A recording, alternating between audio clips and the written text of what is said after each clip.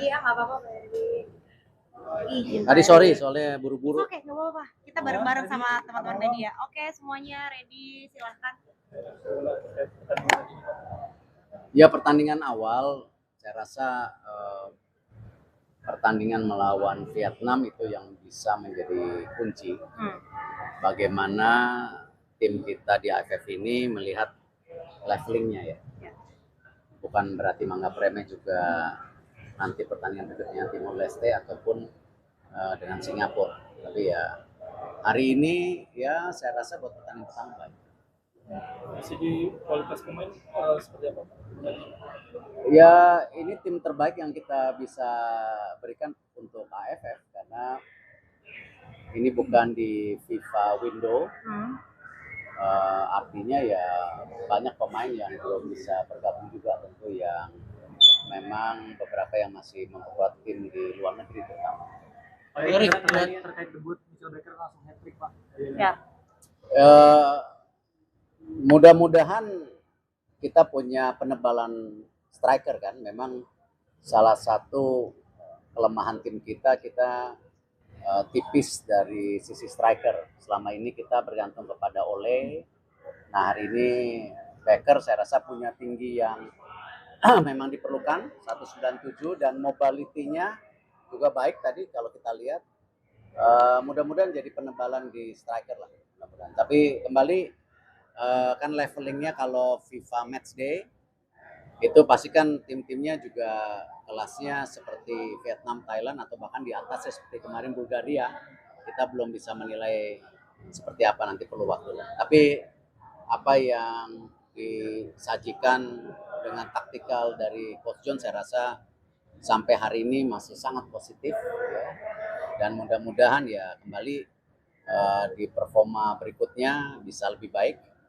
Dan mudah-mudahan tim juga tidak ada yang cedera karena saya tahu ada beberapa yang masih recovery seperti Marcelino, Ragnar, kita lihat.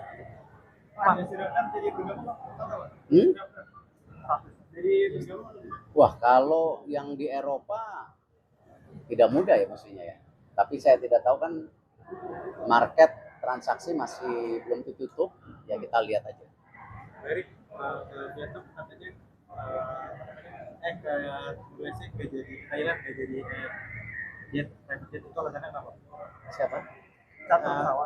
Charter pesawat. Siapa? Kita tarawih jadinya naik apa? Enggak, kita coba blocking seat.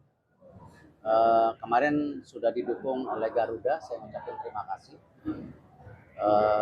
Perjalanan dari Jakarta ke Thailand, lalu dari itu kan kurang lebih 4 jam lebih lah, 4 jam lebih.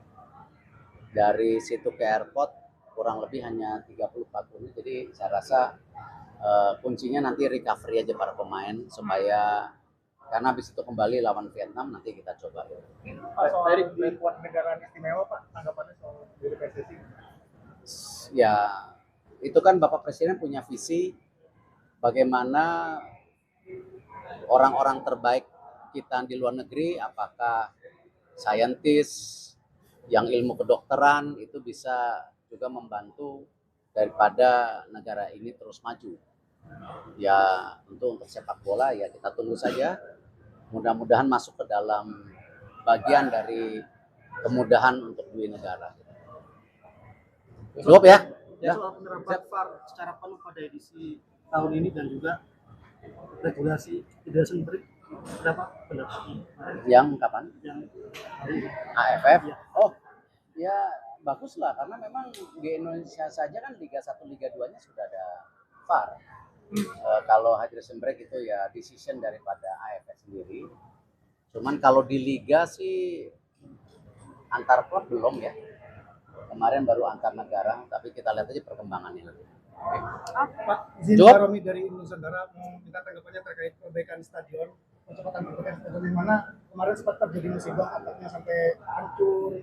Di mana? Di Pekansari. Oh, Pekansari. Iya. Tanggapannya terkait percepatan apa? Dari renovasi stadion dari Bogor untuk persiapan Piala AFF ini. Kan nggak begitu lama.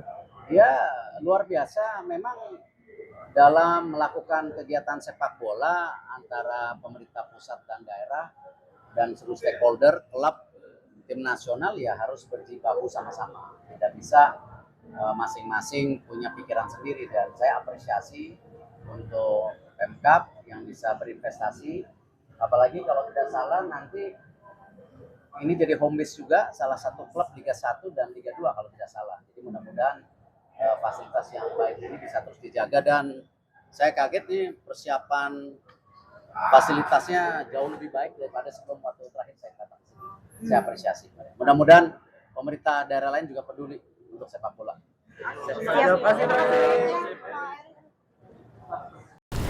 Pemirsa, waspadalah penjamretan ponsel di pinggir jalan. Saat sedang menunggu ojek online di pinggir jalan di Cakung, Jakarta Timur, seorang wanita jadi korban penjamretan ponsel dilakukan dua pria pengendara motor.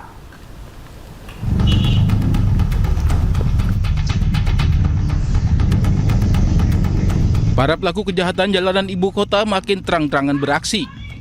Di Cakung, Jakarta Timur, seorang ibu-ibu yang sedang menunggu ojek online jadi korban penjamretan pria bermotor. Dalam rekaman kamera CCTV, kedua pelaku sempat melintas di depan korban yang sedang bermain ponsel. Tiba-tiba kedua pelaku berbalik dan dengan cepat langsung merampas ponsel korban. Korban yang kaget sempat mengejar pelaku namun gagal. Sebelumnya, aksi penjamretan juga terjadi di depan halte MRT Setiabudi Astra, Jalan Jenderal Sudirman, Jakarta Pusat. Seorang pria yang sedang berjalan di trotoar bersama rekannya menjadi target dua pelaku yang berkendara motor. Saat korban lengah memainkan ponselnya, pelaku langsung mendekat dan merampas ponsel korban hingga kabur. Kami sudah melakukan penyelidikan secara menyeluruh terkait aksi penjamretan yang viral di media sosial. Yang sedari lokasi kita mendapatkan info terjadi di Wisma Astra di daerah Tanah Abang. Kami juga memohon doanya untuk rekan-rekan sekalian untuk kami bisa menyelidiki serta menangkap pelakunya sendiri. Pelaku diduga berapa orang? Pelaku diduga sekitar 2 orang yang memang banyak yang menginformasikan kepada kita kalau memang itu merupakan sudah beberapa kali melakukan penjamretan di daerah Tanah Abang dan daerah-daerah lainnya. Peristiwa ini menjadi peringatan bagi kita semua agar selalu waspada di jalanan karena aksi kejahatan bisa terjadi kapan saja dan di mana saja. Dari Jakarta, Rio Manik dan Rani Sanjaya, iNews melaporkan. Pemirsa, seorang wanita terciduk menyembunyikan sabu di pakaian dalam saat menjenguk suaminya di rutan kelas 1 Salemba, Jakarta Pusat. Agar aksinya tidak dicurigai, pelaku membawa serta anak balitanya.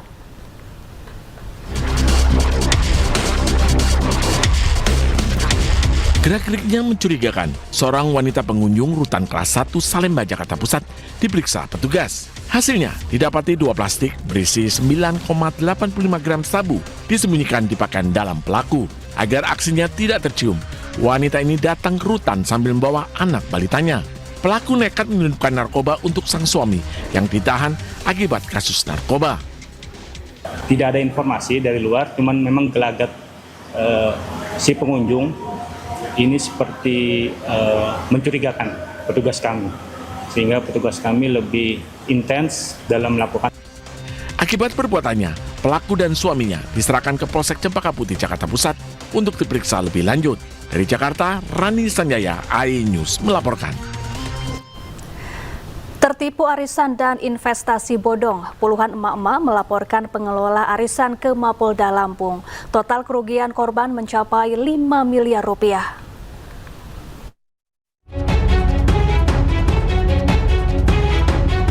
Puluhan orang didominasi perempuan mendatangi sentra pelayanan kepolisian terpadu Mapolda Lampung melaporkan dugaan penipuan arisan dan investasi online. Para korban mengaku tergiur karena dijanjikan keuntungan besar dalam waktu singkat. Awalnya mereka percaya kepada pengelola karena beberapa kali mendapatkan keuntungan sesuai janji. Namun belakangan pelaku tidak lagi dapat dihubungi dan dana yang diinvestasikan tidak dapat dicairkan. Nilai kerugian korban bervariasi mulai dari puluhan juta hingga ratusan juta rupiah. Sementara totalnya mencapai 5 miliar rupiah. Untuk melengkapi bukti, pelapor menyerahkan bukti transfer, tangkapan layar percakapan melalui aplikasi pesan singkat, hingga foto dan identitas pelaku. gitu. Tapi dari bulan Mei sampai bulan Juli ini baru nih gitu. Jadi di bulan Juli ini ya dia kabur, nggak ketahuan di mana. Tanggal berapa kemarin? 17? Tanggal 17 nggak adanya dia perginya itu. Jadi selain arisan ada investasi juga di situ. Ada investasi itu ya ini kayak opitan ini yang disebut investasi kan. Saat ini penyidik masih melakukan pendalaman dan penyelidikan untuk mengungkap dugaan tindak pidana tersebut. Dari Bandar Lampung, Andres Avandia News melaporkan.